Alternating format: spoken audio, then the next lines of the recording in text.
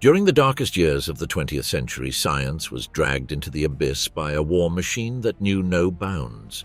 In the laboratories of the Third Reich, under the command of a ruthless ideology, experiments were conducted that defied ethics, reason, and even natural laws.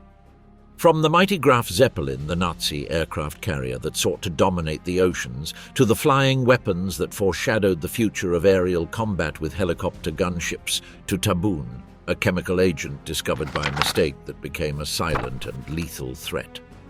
Nazi science also knocked on the doors of the apocalypse with the discovery of nuclear fission in 1938, paving the way for the atomic race. And deep within its secret facilities were hidden the enigmatic uranium tesseracts, metal cubes whose purpose still generates chilling debates and theories.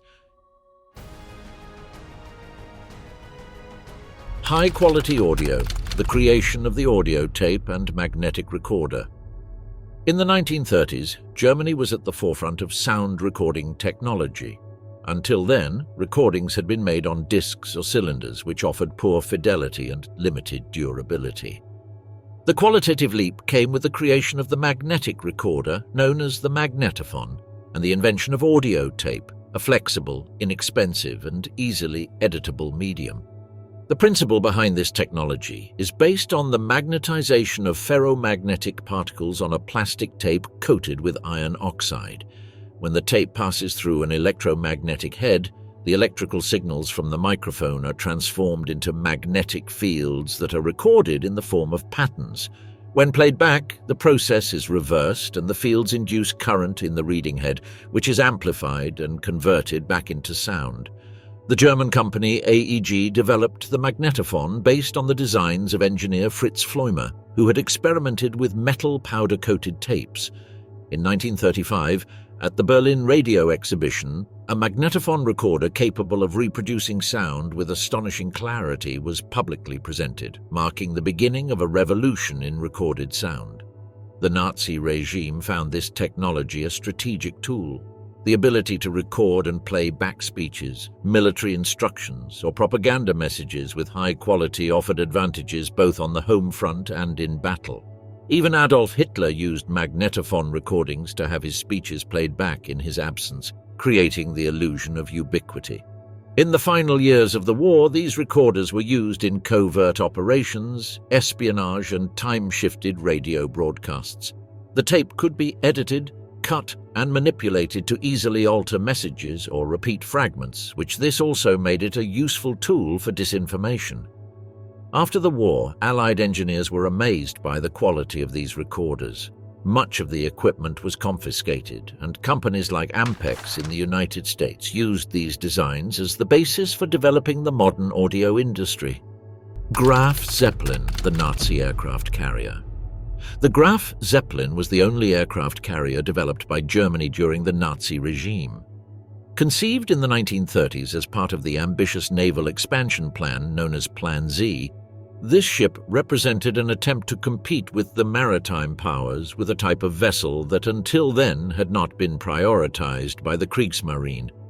Construction of the aircraft carrier began in 1936 at the Deutsche Werke shipyard in Kiel. Its design called for a length of 262 meters, an armored flight deck, and the capacity to carry between 40 and 50 aircraft, including Messerschmitt fighters.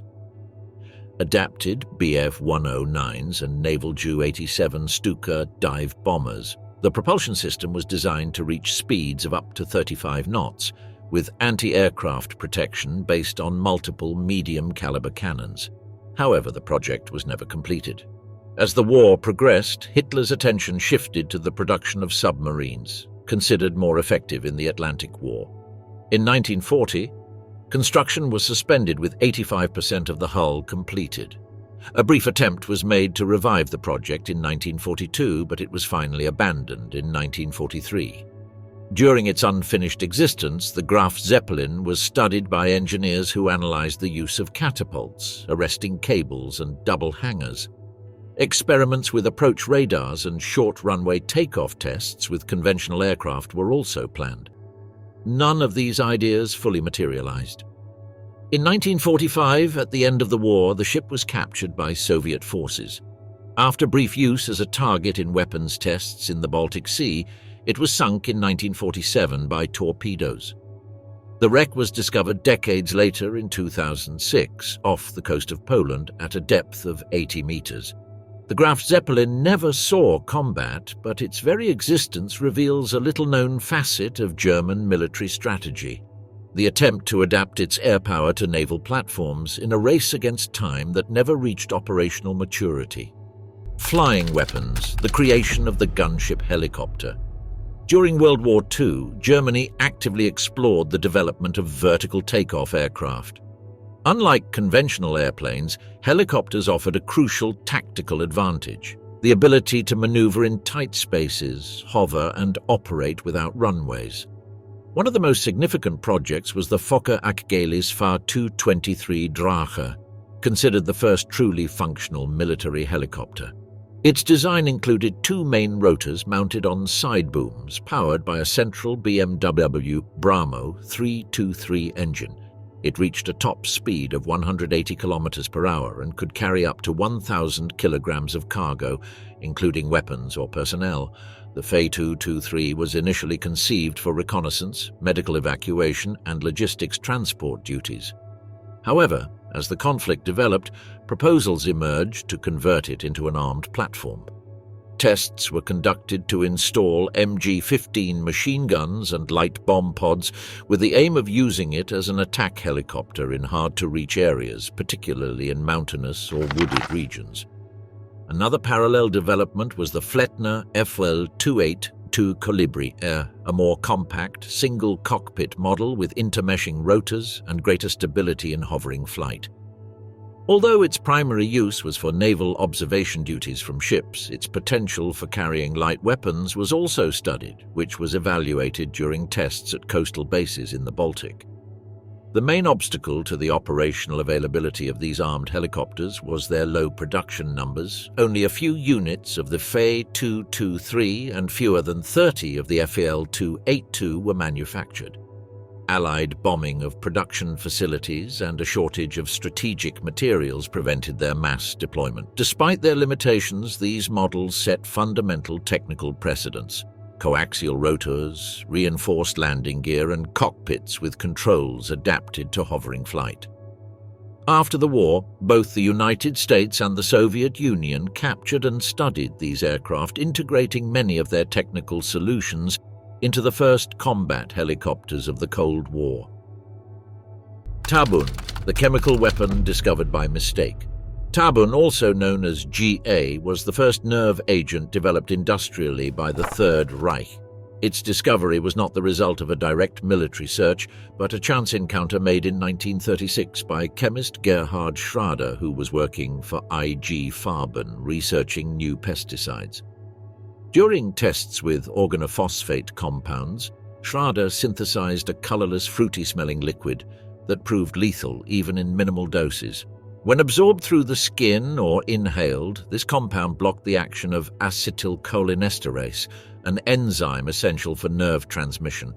The result was overstimulation of the nervous system, causing contractions, respiratory distress, convulsions, and finally death from respiratory paralysis.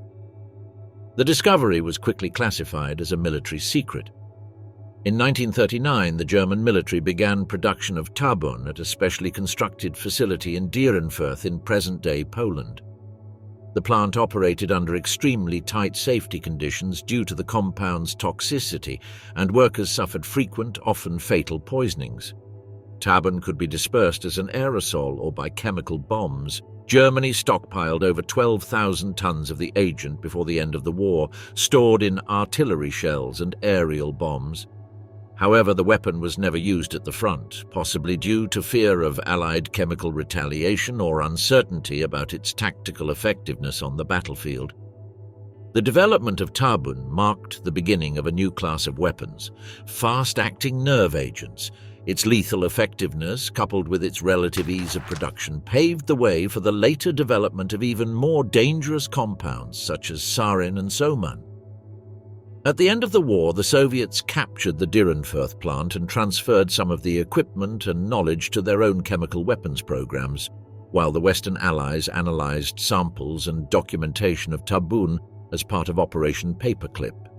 The Power of the Gods, the discovery of nuclear fission in 1938.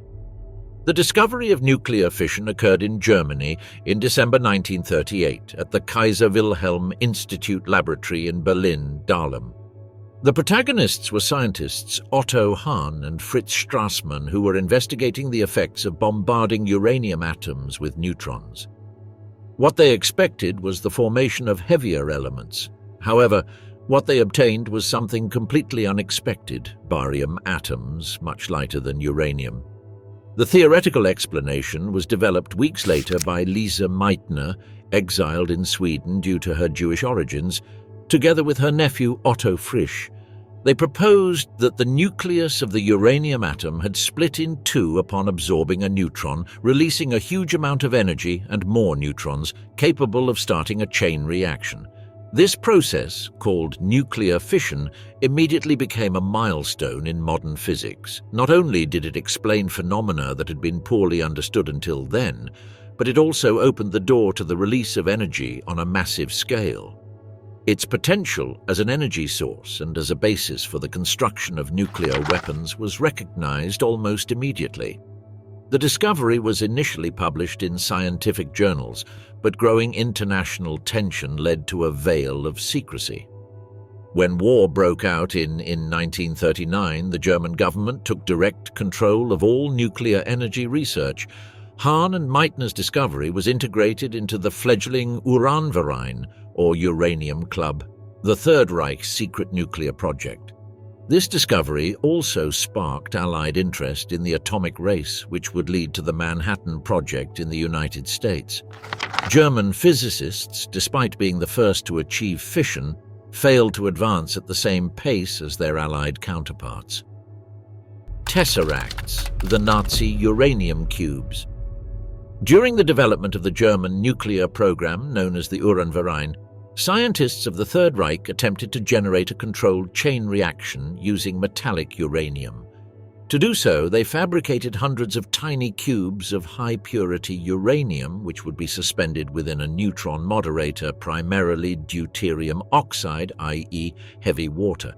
Each cube was approximately 5 centimeters on a side and weighed about 2.5 kilograms. They were cast and machined in facilities under military supervision, mainly in the town of Heckingen, where the laboratories of the Kaiser Wilhelm Institute had been relocated in response to Allied bombing. In total, an estimated 600 to 1,200 cubes were produced, although not all were ever used in testing. Physicist Werner Heisenberg, one of the project leaders, conducted several experiments in which dozens of these cubes were suspended in a specific geometric arrangement by wires inside a tank of heavy water. The idea was to reflect and slow down the neutrons emitted by the uranium in the hope of achieving a self-sustaining nuclear reaction. However, the configuration was never sufficient. The number of cubes, the purity of the material, and the amount of heavy water available were not enough to overcome the critical threshold. The Allied occupation of Norway in 1943 cut off the supply of heavy water from the Vemork plant in Norway, bringing much of the program to a standstill. At the end of the war, the uranium cubes were confiscated by US forces as part of Operation Alsos, which sought to prevent German nuclear technology from falling into Soviet hands. Many of these cubes were flown to the United States for analysis. Some are preserved today in museums and laboratories as historical artifacts marked with casting and provenance codes. Logistical breakthrough: the creation of the airtight drum for military use. During the conflict, the need to transport fuels, lubricants, water and chemicals under extreme conditions led to the development of a container that would revolutionize military logistics, the Wehrmacht's canister-type Airtight jerrycan, later known as the jerrycan. Designed in 1937 by German engineers on behalf of the Ministry of Armaments, the jerrycan had a capacity of standard 20-liter tank and featured several key innovations. It was constructed of pressed steel with welded seams and featured a rectangular shape with 3 handles on top that allowed it to be carried by 1 or 2 people or quickly transferred from hand to hand. The design included a double-walled system with an air chamber which gave it structural resistance to impacts, falls and deformations. In addition, the screw-on cap with a rubber gasket guaranteed a hermetic seal, preventing leakage of flammable liquids. The drum's geometry allowed for efficient stacking, optimizing space in trucks, bunkers, and field warehouses. Another important feature was the inclusion of an internal ventilation duct, which facilitated smooth, gurgling-free pouring. This technical detail prevented unnecessary losses and accelerated the refueling of armored vehicles, motorcycles, or aircraft under enemy fire or in emergency conditions. The jerrycan was mass-produced by Germany and used extensively on all fronts. Its effectiveness caught the attention of the Allies who, upon capturing the first examples, adopted the design almost unchanged. The United Kingdom and the United States began their own production of the model under the informal name jerrycan, a derogatory reference to the nickname Jerry for Germans. After the war, the jerrycan became the international standard for liquid storage in both civilian and military applications. Its form and functionality survive to this day, with modern variants made of durable plastics or lightweight alloys. The grandfather of drones, a V-1, the first guided missile.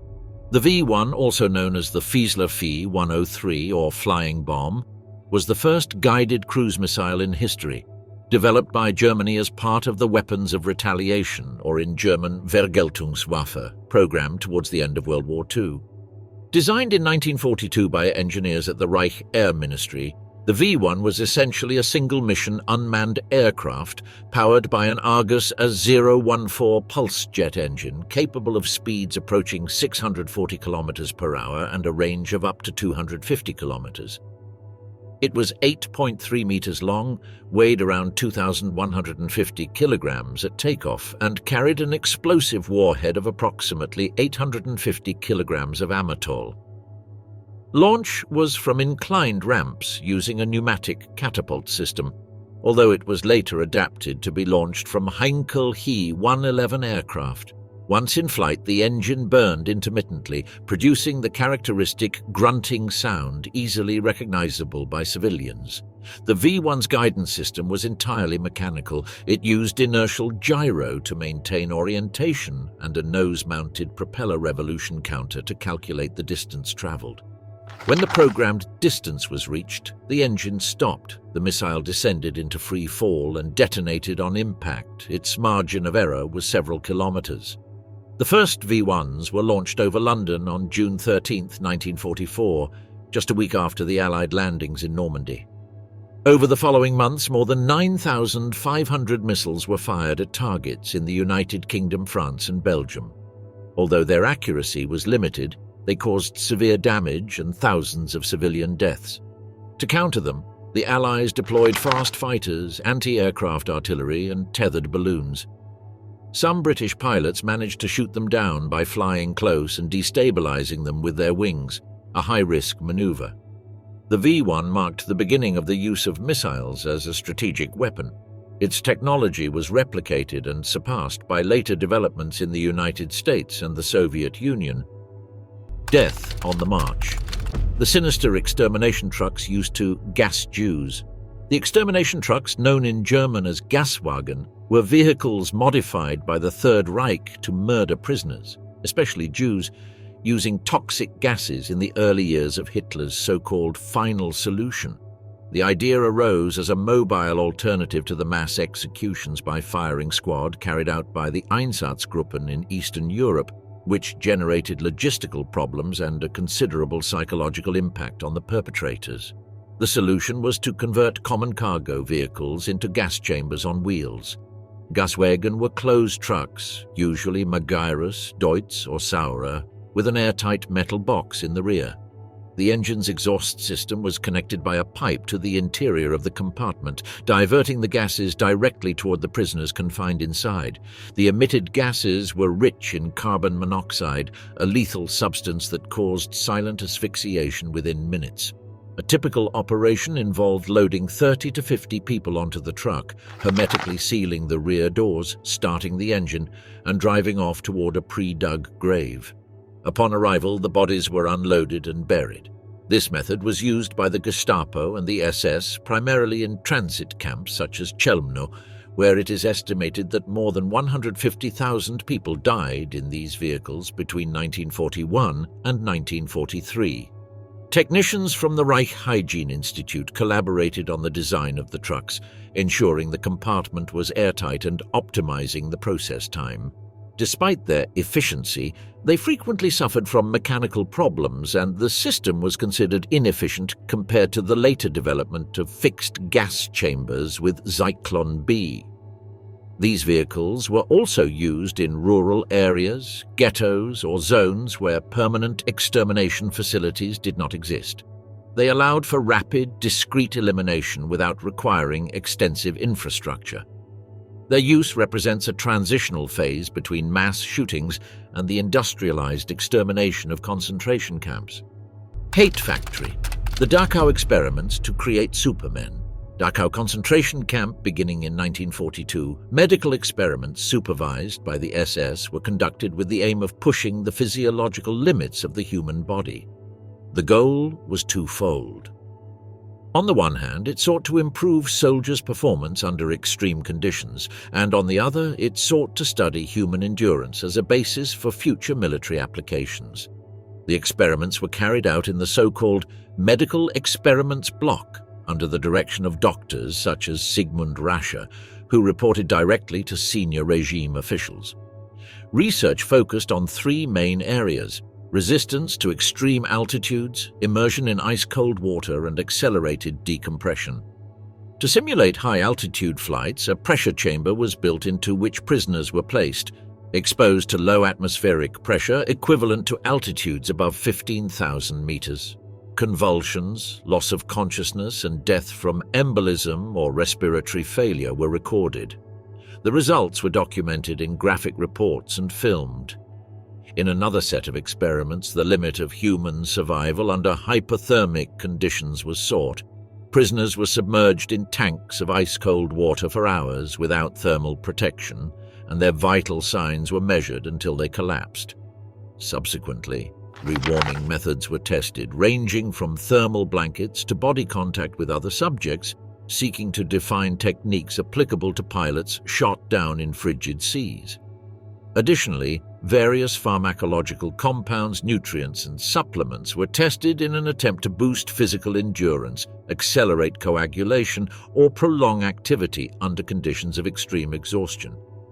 Some of these compounds included amphetamine derivatives and hormonal extracts. Data collection included systematic autopsies and vivisections on subjects still showing vital signs. All procedures were performed without anesthesia or consent, under conditions of enforced detention. The victims were primarily political prisoners, Jews, and captured Soviet soldiers. The limits of morality, experimenting on prisoners to test drugs and treatments. During World War II, the Nazi regime used concentration camps as controlled environments for conducting human drug trials. The goal was to test the effectiveness of medications, vaccines, and surgical procedures under extreme conditions, simulating injuries and diseases that could affect soldiers on the front lines. Buchenwald concentration camp, like Dachau and Ravensbrück, was the site of numerous forced clinical trials. Prisoners were selected based on their physical condition or ethnicity and deliberately infected with diseases such as typhoid, malaria, tuberculosis, yellow fever, and viral hepatitis. They were then administered experimental compounds without controlled doses or clinical protocols. In malaria experiments, led by physicians such as Klaus Schilling, the parasite was inoculated directly into infected mosquitoes. Victims were treated with quinine derivatives and other experimental antimalarials. Fever responses, hematological changes, and survival times were assessed. At Dachau, typhus vaccine trials were conducted using modified bacterial cultures. Prisoners were inoculated with active strains and subsequently treated with formulations of unproven efficacy. Mortality rates were high, and in many cases, subjects died before completing the observation phase. At Ravensbrück, surgical procedures were tested on female prisoners. Bone fractures, partial amputations, and foreign bodies were implanted to simulate combat wounds. The purpose was to study wound cleansing techniques, antibiotics, and tissue regeneration. In some cases, they were deliberately infected with bacteria such as Clostridium perfringens to analyze the development of gas gangrene. Several pharmaceutical compounds supplied by companies such as Bayer, IG Farben, and Hoechst were tested without medical approval and without cross-checking or placebo controls.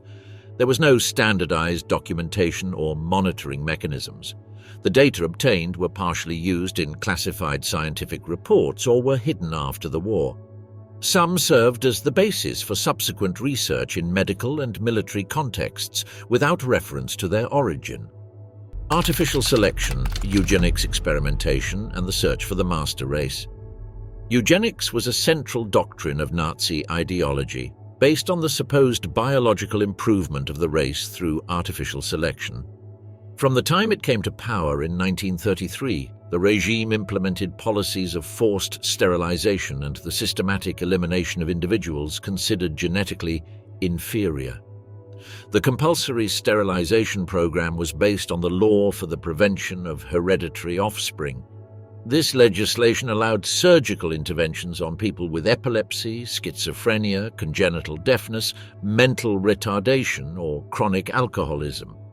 Between 1934 and 1939, it is estimated that more than 400,000 people were sterilized in hospitals and psychiatric centers. At the same time, the Lebensborn program, run by the SS, encouraged selective reproduction among individuals considered racially pure. Aryan women were paired with Nazi officers to conceive children who would be raised under state control. Physical features such as blonde hair, light eyes, and cranial symmetry were prioritized. In concentration camps, especially Auschwitz, experiments directed by doctors such as Josef Mengele focused on genetic inheritance and the manipulation of physical characteristics. Twins, particularly monozygotic twins, were studied to understand the mechanisms of hereditary transmission. One of the twins was subjected to treatments, surgeries, or infections, and then the two were anatomically compared post-mortem. Attempts to forcefully change sexual characteristics, such as the injection of synthetic hormones or the removal of reproductive organs, were also carried out to study the supposed reversibility of homosexuality and other behavioral abnormalities. These procedures were performed without anesthesia or medical protocol. Children and adolescents were subjected to tests of endurance, growth, eye pigmentation, and physical tests, assessing their racial aptitude. Those who did not meet the criteria were eliminated from the program or executed. Production under fire, the Nazis' secret underground factories. As the war progressed and Allied bombing systematically destroyed Germany's industrial infrastructure, the Third Reich opted to move part of its military production to underground facilities. This strategy, initiated in 1943, sought to preserve the manufacturing of strategic weapons in less vulnerable environments. The system involved adapting abandoned mines, railway tunnels, and natural cavities for the assembly of aircraft, rockets, engines, and electronic components. Some facilities were built from scratch, excavating to great depths using forced labor performed by concentration camp prisoners. One of the best-known complexes was the Mittelwerk project, located in the Konstein mountain range near Nordhausen. V-2 rockets were manufactured there under strict SS supervision. The site had over 20 kilometers of tunnels and underground chambers equipped with assembly lines, electrical systems, ventilation, and rail access. The workforce came from the Mittelbau-Dora concentration camp adjacent to the factory. The prisoners were forced to work in extreme conditions, without natural light, exposed to dust, humidity, and collapse. It is estimated that more than 20,000 people died during the construction and operation of the complex, from exhaustion, disease, or execution. Other examples were the B-8 Bergkristall underground facilities, where Messerschmitt Me 262 aircraft were assembled, and the Schwalbe 1 and 2 tunnel system, dedicated to the production of aircraft engines and radar electronics. These factories were camouflaged under mountains, forests, or even in urban areas. The underground factories represented a partial solution. While they offered protection against air attack, their performance was inferior to that of conventional plants due to difficult logistical conditions, the low efficiency of slave labor, and constant internal sabotage. After the war, the Allies inspected these facilities. Some of their technology and design were reused during the Cold War to develop industrial bunkers and underground nuclear plants. The first long-range ballistic missile, the creation of the V-2 rocket. The V-2, officially designated Aggregate 4 or A-4, was the first long-range ballistic missile in history. Developed by Werner von Braun's team at the Peenemünde Test Center, the V-2 represented a technological breakthrough by combining rocket propulsion, autonomous navigation, and a suborbital trajectory. The missile was 14 meters long, weighed nearly 13 tons at launch, and carried an explosive payload of approximately 1 ton. It was powered by a liquid propellant engine fueled by a mixture of ethanol and liquid oxygen, capable of reaching speeds exceeding 5,000 kilometers per hour and altitudes of up to 90 kilometers, briefly entering the mesosphere. Once launched, it followed a ballistic trajectory without human intervention, calculated using a gyroscopic system and an engine timer. Its accuracy was limited, with a margin of error of several kilometers, but its speed and altitude made it impossible to intercept by contemporary anti-aircraft defenses. The first operational use of the V-2 occurred in September 1944, when it was launched against London from positions in the Netherlands. Unlike the V-1, which could be detected by radar or intercepted in flight, the V-2 descended to supersonic speeds without warning. Its impact was sudden, and the explosion generated devastating shockwaves. More than 3,000 V-2 missiles were launched at targets in Belgium, France, and the United Kingdom. Production of the V-2 was moved to the underground Mittelwerk complex, where thousands of prisoners from the Dora Mittelbau camp worked in inhumane conditions. For every person killed by the V-2 in combat, it is estimated that another died during its manufacture. The V-2 program integrated advanced knowledge in aerodynamics, propulsion, high-temperature materials, and guidance systems. Its development marked the beginning of the space and military rocket age. After the war, von Braun and other engineers were brought to the United States in Operation Paperclip, where they contributed to the missile program and NASA. The Nazi rocket plane, development of the Messerschmitt Me 163. The Messerschmitt Me 163 Comet was the first fighter aircraft powered exclusively by a rocket engine. Designed by engineer Alexander Lippisch, the Me 163 was conceived as an interceptor fighter capable of reaching altitudes and speeds unattainable by any Allied aircraft at the time. The aircraft featured a revolutionary design: a delta wing, a compact fuselage, and detachable landing gear. For takeoff, it used a launch cart which detached once airborne. For landing, it descended on a retractable ventral skid. Its lightweight structure allowed for extreme maneuverability, but also made it unstable on long flights. The engine used was a Walter HWK 109-509 powered by a hypergolic combination of two extremely reactive fuels: T-STOF, composed of concentrated hydrogen peroxide, and C-STOF, a mixture of methanol, hydrazine, and water. Ignition was immediate upon contact, and the thrust generated allowed it to reach speeds of up to 960 kilometers per hour in just a few seconds and altitudes exceeding 12,000 meters. Its propulsion time was limited, less than 8 minutes. After running out of fuel, the Me 163 had to glide back to its base. This made it a vulnerable target during the return phase. In combat, the Comet carried out high-speed vertical attacks against Allied bombers, firing 30mm Mk-108 cannons. Speed was its best defense, but it also made aiming difficult. One of the main problems was the extremely dangerous fuel, both on the ground and in flight. Chemical reactions could detonate the aircraft with the slightest accidental contact. Numerous pilots died during takeoff or landing due to spontaneous explosions or pressurization system failures. Despite its technological innovation, the Me-163 had a limited impact on the war. It only managed to shoot down a small number of bombers before being discarded due to its logistical complexity and short range. The first jet fighter, the development of the powerful Messerschmitt Me-262. The Messerschmitt Me-262 Schwalbe was the first operational jet fighter in history. Its development began in 1939, although technical problems and political decisions delayed its entry into service until 1944, when Allied air dominance was almost complete. The Me-262 was powered by two Junkers Jumo 004 turbojet engines, capable of generating a combined thrust of 1,980 kilograms force. This technology allowed it to reach speeds of up to 870 kilometers per hour, 540 miles per hour, far outperforming piston-engined fighters. Its aerodynamic structure was optimized for high-speed flight with gently swept wings, retractable landing gear, and a clean fuselage.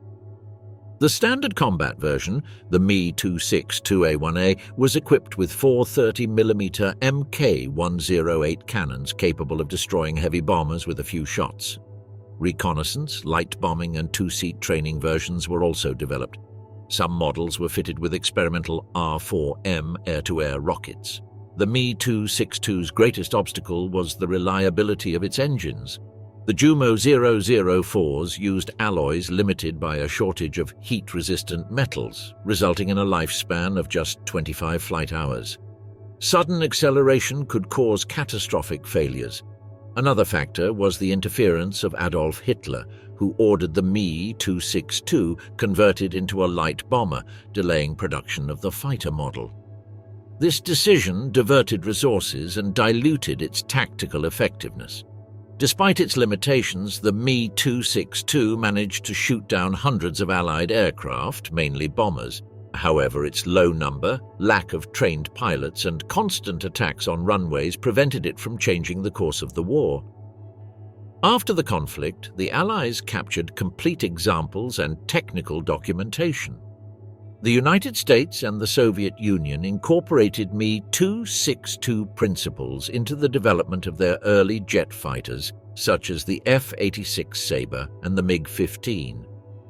The Nazi flying wing, the difficult development of the Horten Ho 229, the Horten Ho 229, also known as Gotha the Go 229, was a prototype fighter aircraft developed by brothers Reimar and Walter Horten based on the flying wing concept.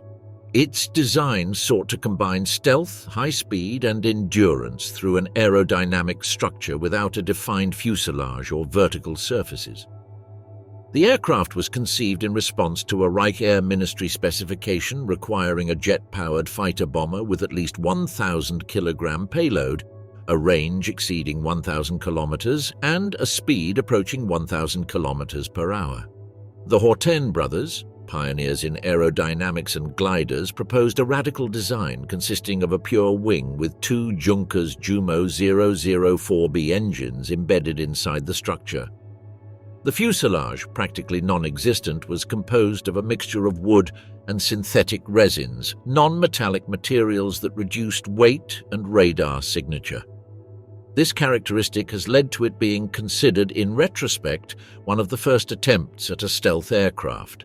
Although the term stealth did not yet exist, the Horten brothers were actively exploring the reduction of electromagnetic reflectivity. The Ho 229 was armed with two 30mm Mk-108 cannons and could carry bombs in internal compartments. Its landing gear was retractable and its cockpit was perfectly integrated into the wing line. Wind tunnel tests indicated high maneuverability and lower drag than conventional fighters. The first powered prototype flew in February 1945 but crashed shortly afterward due to engine failure. The advancing Allied troops interrupted the program before further operational units could be completed. The sole surviving prototype was captured by American forces and flown into the country as part of Operation Seahorse. Although it never saw combat, the Ho 229 represented a significant advancement in the integration of low-detection technology, composite materials, and extreme aerodynamic design. The Vampire, when the Nazis created night vision. During the final years of the war, Germany developed one of the first operational active night vision systems dubbed Vampire.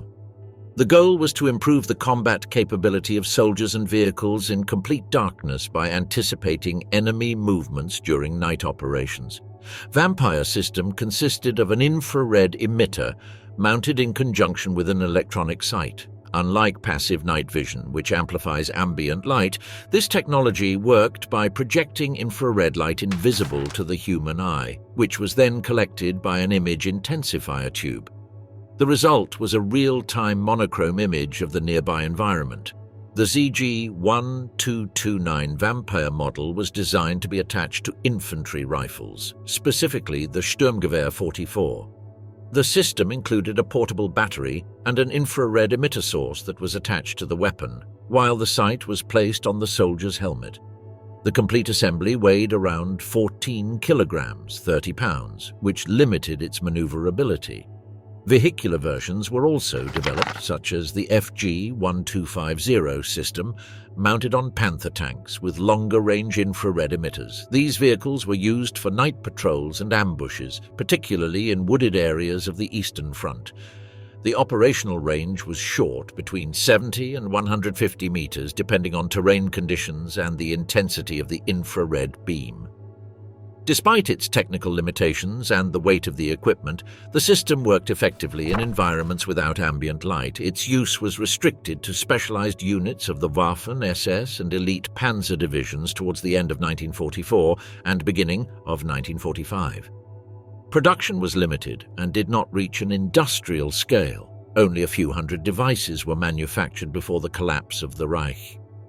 German advances in optics and photocatalysis were examined after the war by the United States and the USSR, laying the foundation for modern night vision systems used by armed forces around the world. Anti-motion sickness drug, the refinement of scopolamine. Scopolamine, also known as hyoscine, is a tropane alkaloid found naturally in plants such as Jimson weed and belladonna. It acts as a cholinergic antagonist, blocking the action of acetylcholine on the parasympathetic nervous system. Its effects include sedation, amnesia, blurred vision, loss of orientation, and altered time perception. Before World War II, scopolamine was already used in medicine as an antispasmodic and antiemetic.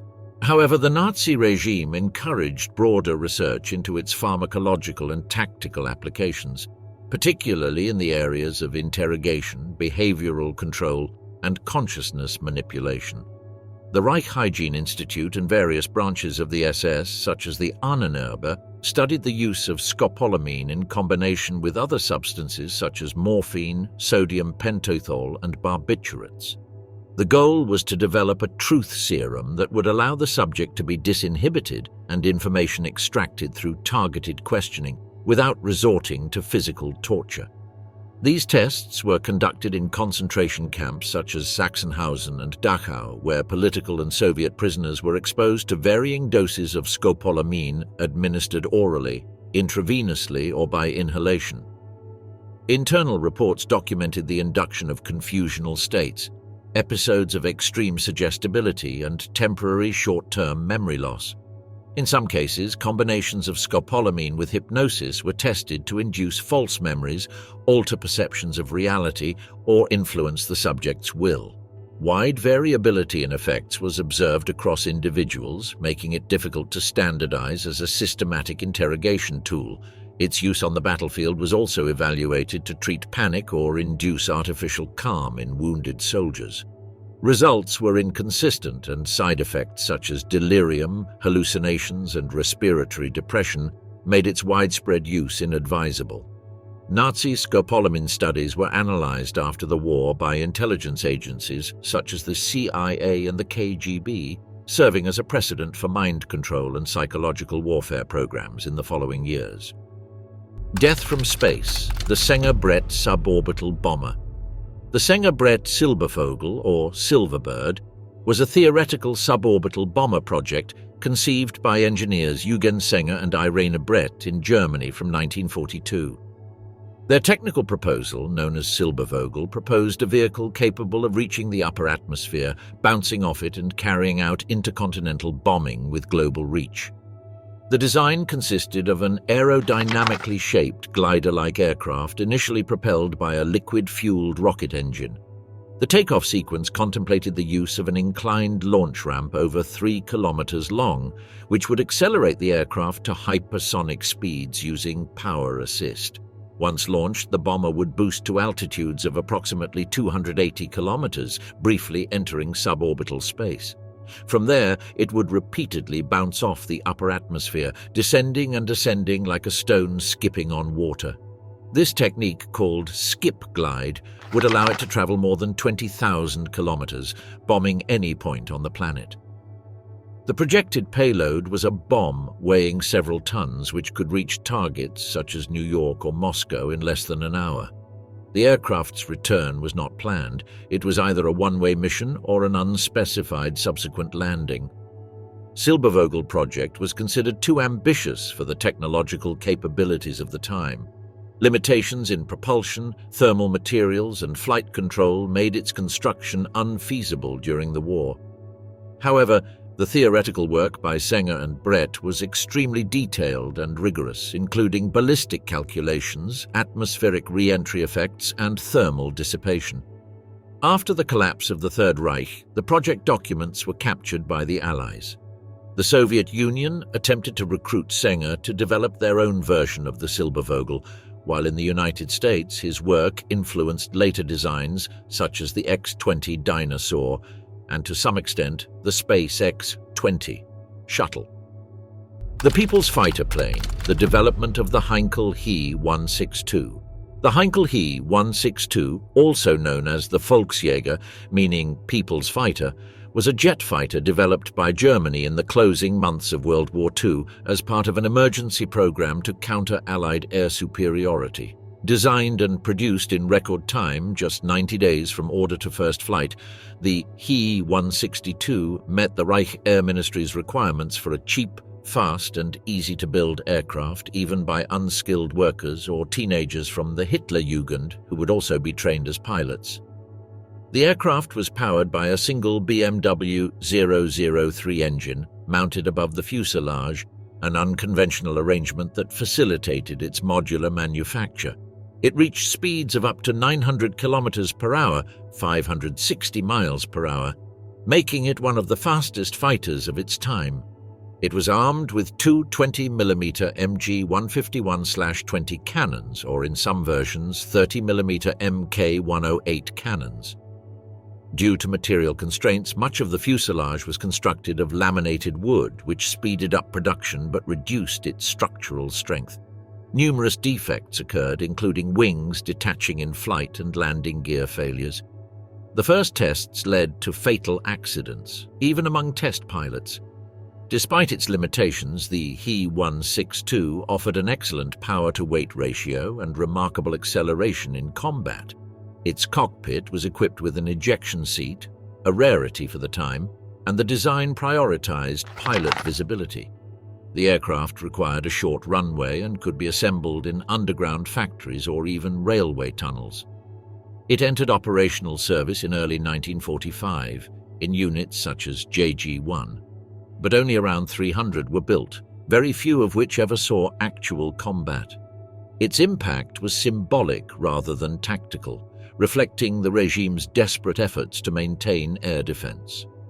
The Nazi UFO, the blueprints of Hitler's mysterious flying saucer. During the final years of the Third Reich, fragmentary reports and documents circulated concerning the design of circular aircraft, commonly referred to as flying saucers or Flugkreisel. Although the existence of fully functional prototypes is unconfirmed, several preliminary plans and investigations were indeed recorded by German engineers. One of the most cited designs is that attributed to Andreas Epp, which proposed a rotating disc with vertical thrust nozzles and hovering capability.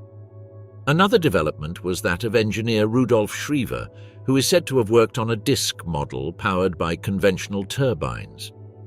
Both projects were submitted to technical authorities, although neither made it past the ground testing phase. The most structured program involved BMW at its Prague plant, where a team of engineers, including Georg Klein, evaluated circular fuselage aerodynamic designs. The most developed model was reportedly the V7, a vertical takeoff aircraft with multiple rotors enclosed in a disc-shaped fuselage, theoretically capable of high altitude and speed. These projects were linked to research into aerodynamic levitation, radial propulsion, and gyroscopic lift, but the available technical reports do not include verifiable data on successful flights. References to these designs are based on testimonies, unapproved technical drawings, and post-war press articles, many of them without empirical verification. Following the German capitulation, Soviet and American intelligence compiled all documentation related to advanced aeronautical technologies. Some of these plans were classified, others destroyed. During the Cold War, the mythology surrounding these devices grew, fueled by conspiracy theories and pseudo-scientific literature. On a technical level, the principles of these designs did not differ much from later Western experiments in vertical takeoff and landing, although in the 1940s the material and control capacity to sustain a stable, functional circular system in flight did not yet exist. To this day, he believes that the so-called Nazi flying saucers were preliminary studies of unconventional aeronautical geometry, with no evidence of successful practical execution. The Deadly Plague, Nazi research into using mosquitoes as biological weapons. One of the Nazis' most unusual projects was research into the use of mosquitoes as vectors of disease, particularly malaria, as a biological weapon against civilian populations and enemy troops. The research was carried out at the SS Annenerbe's Institute of Entomology under the direction of the physician and entomologist Edward May, subordinate to the SS. The work focused on the Anopheles species, which transmits the Plasmodium parasite falciparum. The objective was to test the feasibility of releasing infected mosquitoes in specific regions to cause controlled epidemics. The experiments were conducted primarily around the Dachau concentration camp, where large numbers of mosquitoes were bred under artificial conditions. Part of the tests involved infecting the insects by feeding them with contaminated blood and observing their transmission rate when they bit human prisoners. Other variables analyzed included the mosquitoes' survival time, their resistance to transport, their behavior in different climates, and the number of bites required to ensure disease transmission. The results were documented in internal SS reports, with an emphasis on the possibility of using this strategy in rural areas of the Eastern Front or in regions liberated by the Allies. There is no conclusive evidence that these studies ever reached an operational phase. However, field trials in controlled environments were planned, and small insect release chambers were even constructed for dispersal trials. Reports on this line of research were evaluated after the war by the Allies and subsequently by the Geneva Convention, which classified the use of insects as weaponized vectors as prohibited forms of biological warfare. Operation Bernhard, the Reich's attempt to use monetary inflation as a weapon. Operation Bernhard was a secret operation by the Third Reich aimed at destabilizing the British economy through the massive counterfeiting of pounds sterling. Supervised by the SS and directed by Officer Bernhard Kruger, the operation combined high-precision printing techniques, advanced banking knowledge, and the forced use of Jewish specialists held in concentration camps. The project originated in 1939, but gained real momentum from 1942 onwards, when the forgeries reached a level of quality sufficient to fool even experts at the Bank of England. The forgeries mainly included 5, 10, 20 and 50-pound notes, accurately reproducing the paper, design, watermark, serial numbers and original texture. Production took place inside the Sachsenhausen concentration camp, in an isolated block and under maximum security. Deported Jewish printers, engravers, typographers and financiers were gathered there, forced to collaborate under threat of execution. The printing presses were high-precision typographic models, modified to imitate the British Mint's finish. An estimated 130 to 140 million counterfeit pounds sterling were printed, making Operation Bernhard the largest currency counterfeiting operation in history. Some of these notes were introduced into circulation through Swiss banks, black market intermediaries, and payments to spies and agents abroad. They were also used to purchase strategic raw materials and technological equipment. The original plan was to drop large quantities of counterfeit notes over the United Kingdom from aircraft, aiming to cause inflation, loss of confidence in the pound, and financial chaos. This phase was never executed, although the persistent threat forced the Bank of England to withdraw all notes over £5 from circulation during the post-war period. Towards the end of 1944, the counterfeiters were transferred to the Ebensee concentration camp, where they were liberated by Allied troops in 1945. Some survivors testified at the Nuremberg trials. The mother of guided missiles, the dangerous Ruhrstahl SD-1400X bomb. The Ruhrstahl SD-1400X, also known as the Fritz X, was one of the first precision-guided bombs used in combat. Developed by the Ruhrstahl Company under the direction of engineer Max Kramer, the Fritz X was specifically designed to destroy armored and naval targets from high altitudes. The weapon consisted of a 1,400-kilogram freefall bomb, based on the SD-1400 penetration model equipped with movable fins and a radio frequency control unit. The guidance system allowed the trajectory to be corrected mid-descent using signals transmitted from the launching aircraft, considerably increasing accuracy compared to conventional bombs. The bomb was released from Dornier Du 217 bombers, operating at over 6,000 meters, 20,000 feet. Once released, the visual operator followed the projectile's path using a flare on its rear, sending corrective orders by radio via a control stick.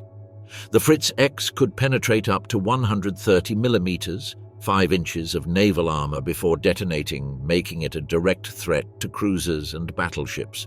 It was first used successfully on September 9, 1943, when it sank the Italian battleship Roma, killing over 1,300 crew members. That same day, another shell severely damaged the battleship Italia. It was also used against Allied targets in the Mediterranean, damaging the British cruiser Uganda and other vessels. The Fritz X represented a transition to smart munitions, anticipating the principles of laser or satellite-guided bombs developed decades later. Its main limitation was that it required the launching aircraft to remain in line of sight and within range of the target, making it vulnerable to anti-aircraft artillery and enemy fighters. Effective use of the Fritz X ceased towards the end of 1944, as the Allies adopted electronic countermeasures and increased air dominance.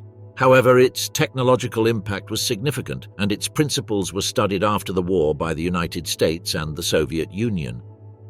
Banzai, mein Führer, the incredible story of the German kamikazes. As military defeat became imminent, sections of the German High Command began to consider organized suicide attacks as a last resort against the Allied advance. Partially inspired by Japanese kamikaze tactics in the Pacific, proposals emerged to employ volunteer pilots on strike missions against bombers, ships, or key positions. One of the most concrete projects was the Bachem Bar 349 Natter, a vertical takeoff rocket aircraft designed to intercept high-altitude bomber formations. The Natter was launched from a fixed platform, powered by a Walter HWK 109-509 rocket engine and 4 boosters. The pilot was required to climb rapidly, fire a salvo of Henschel Hs-217 air-to-air rockets, and in theory eject before impact or fuel exhaustion. In practice, the survival rate was minimal. Another project was the Mistel, a combination of a manned fighter mounted on an unmanned bomber packed with explosives. The pilot steered the aircraft to the vicinity of the target, released the lower pod, and returned.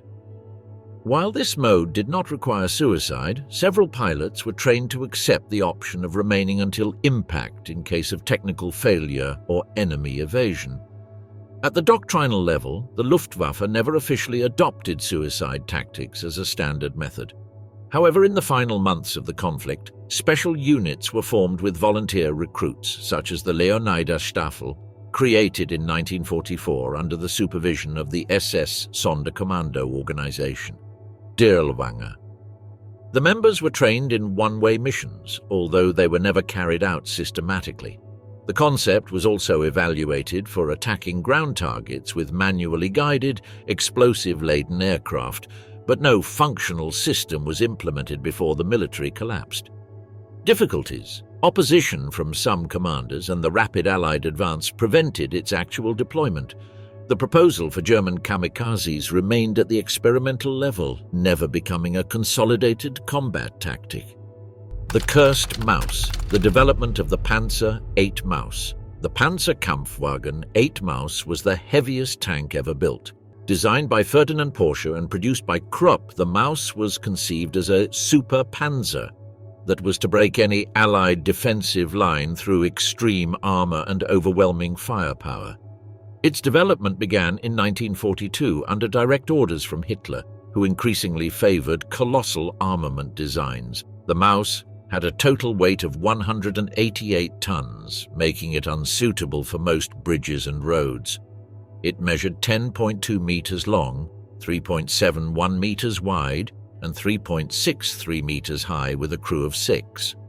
The main armament was a 128mm KWKK-44L/55 gun, equivalent to that used by tank destroyers. Jagdtiger, accompanied by a coaxial 75mm KWK-44L/36.5 cannon. This combination allowed it to engage armored targets as well as infantry and fortifications. Frontal armor reached 240mm on the turret and 200mm on the hull, making it practically invulnerable to Allied anti-tank weapons of the time. One of its biggest problems was its engine. 2 variants were tested, a Daimler-Benz MB509 gasoline engine and an experimental MB517 diesel engine. Both were coupled to an electric generator that drove 2 electric motors on the tracks, following a hybrid propulsion system. However, the maximum speed was less than 20 kilometers per hour, with extremely limited range. 2 prototypes were built between 1944 and 1945, one with a turret and one without. Both were tested at Kummersdorf and Böblingen, but never saw actual combat. As Soviet forces approached, the tanks were partially destroyed by their crews. The Red Army later captured the remains and assembled a functional unit from components of both prototypes. The Maus reflected a philosophy of warfare based on brute force, incompatible with the logistical and tactical needs of the modern battlefield. Its size, fuel consumption, and limited mobility made it a symbol of technical excess and the strategic disengagement of the German High Command in the final years of the conflict. Steinbruch tunnels, the impressive secret atomic bomb laboratory in Austria. Towards the end of the war, part of the Third Reich's nuclear program was moved to a hidden facility in the Austrian Alps, specifically in a network of tunnels under the Steinbruch mountain near the town of St. Gorgen. Under Gusen in Upper Austria, this enclave would have operated as a laboratory underground facility for the development of nuclear weapons under direct control of the SS and linked to the Gusen II concentration camp. The existence of the site was confirmed decades later through archaeological investigations, prisoner testimony, and partial documentation discovered after the war. The tunnels were part of the Berg Crystal complex, originally intended for the production of the Me-262 jet aircraft, but a restricted section was reportedly repurposed for atomic research late in the war. Some reports indicate that the site contained laboratories, testing rooms, storage areas for radioactive materials, and specialized scientific equipment. The staff included physicists affiliated with the Uranverein, along with technicians and forced laborers from the nearby countryside. There are no confirmed records of a controlled nuclear reaction or a working prototype bomb being achieved. Contemporary research, such as that by documentary filmmaker Andreas Sulzer, has identified geological anomalies, residual radiation levels, and infrastructure remains consistent with high-level scientific activity. However, the lack of conclusive documentation and the extreme secrecy of the project have limited full academic validation. Hypotheses suggest that preliminary tests with uranium and thorium isotopes and possibly conventional implosion experiments may have been carried out at St. Georgen, although without reaching the critical mass necessary for a nuclear explosion. It is also suspected that the site served as a staging point for strategic materials in transit. After the Allied occupation, the area was dismantled and access blocked. Some of the technical knowledge was absorbed by the victorious powers through Operation Paperclip and scientific transfer programs. Uranium Project, the day the Germans almost succeeded in building the nuclear bomb. The Uranium Project was the name given to the German nuclear program formally initiated in 1939. Just weeks after the discovery of nuclear fission by Otto Hahn and Fritz Strassmann. Under the supervision of the Reichsforschungsrat, the Reich Research Council, the project brought together several of the country's leading physicists, including Werner Heisenberg, Kurt Werner, and Johannes Vermeer, Diebner, Walter Gerlach, and Carl Friedrich von Weizsäcker. The plan had two objectives. First, to determine the feasibility of building a self-sustaining nuclear reactor and eventually to develop a fission weapon based on uranium-235 or plutonium. The initial approach was scientific experimental, with tests focused on building nuclear piles using cubes of metallic uranium suspended in heavy water as a moderator. More advanced experiments were carried out in Leipzig, Berlin, Heckingen, and Haigerloch, where the experimental reactor closest to criticality was located, known as B8. This pile, composed of 664 uranium cubes suspended in a sphere of heavy water, failed to sustain a self-sustaining chain reaction, although it came close. The program had three main limitations. First, the shortage of heavy water following the interruption of supplies from the Vemork plant in Norway. Then the inability to separate uranium isotopes on a large scale, and finally the dispersion of resources in the face of conventional warfare priorities. Unlike the Manhattan Project, the German program never progressed beyond the laboratory stage. Scientists focused on reactor physics rather than weapon design. There has also been debate as to whether Heisenberg and his team fully understood the practical feasibility of a nuclear bomb or whether they deliberately attempted to slow its development. After the war, documents, materials, and scientists from the Uranium Project were captured by the Allies during Operation Alsos. Several were taken to England and detained at Farm Hall, where their conversations were secretly recorded, revealing their surprise at learning of the bombing of Hiroshima. Pervitin, the drug that addicted German soldiers. Pervitin was a methamphetamine synthesized in Germany in 1937 by the Temmler Company, Werk, based in Berlin. Initially marketed as an over-the-counter stimulant, it was advertised as an energizer that increased alertness, eliminated fatigue, and improved physical and mental performance. It quickly became popular among students, housewives, and workers. Its impact on civilian productivity. Beginning in 1939, the High Command began mass distributing it among Wehrmacht troops, especially in physically demanding operations such as the Lightning Campaign against France in 1940. The goal was to keep soldiers awake for days, impervious to fear and exhaustion. Each tablet contained between 3 and 5 milligrams of methamphetamine. They were administered in multiple doses during marches, night attacks, and long-range maneuvers. Tactical orders recommended its use to maintain offensive tempo and prevent psychological exhaustion. It is estimated that more than 35 million Pervitin pills were distributed during the first year of military use alone. The immediate effect was a feeling of invulnerability and euphoria, as well as a state of extreme alertness and resistance to pain. However, with prolonged use, serious side effects appeared, including paranoia, hallucinations, arrhythmias, aggression, and physical collapse. Many soldiers developed addiction and suffered psychotic episodes in combat. As the war progressed, more potent formulations were attempted. A mixture of methamphetamine with cocaine was tested, and morphine in pill form, known as D-Nikes, intended for elite units and commandos on suicide missions. These were tested on prisoners at the Sachsenhausen concentration camp, with devastating consequences.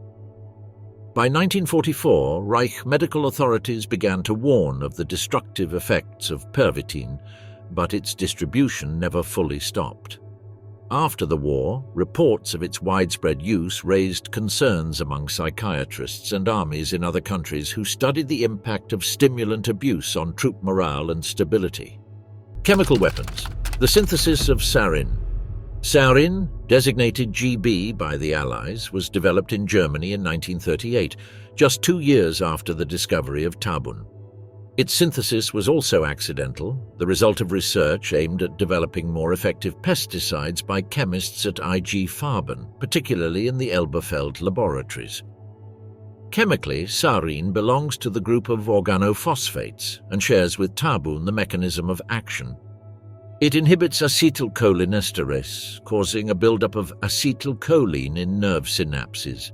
This generates uncontrollable muscle contractions, paralysis, and eventually asphyxiation. However, sarin is more volatile and about 10 times more toxic than Tabun, making it a faster-acting and more effective agent. During the war years, the process of synthesizing and purifying sarin continued to be perfected, although it was never produced in large quantities. The main manufacturing plant was planned for Falkenhagen, but advances in infrastructure and industrial scale were halted by bombing and pressure from the Eastern Front. Although Germany possessed reserves of Tabun and advanced knowledge of sarin, it decided not to use these agents on the battlefield. The reason was not ethical, but strategic. Hitler, having been a victim of mustard gas in World War I, is suspected of fearing a similar retaliation from the Allies, whom he believed also possessed modern chemical weapons. After Germany's capitulation, the Allies discovered documents, facilities, and samples of sarin. The compound was transported to the United States and the Soviet Union as part of the post-war scientific spoils. Its development marked a turning point in the history of chemical warfare and was one of the main precursors to the 1993 Chemical Weapons Convention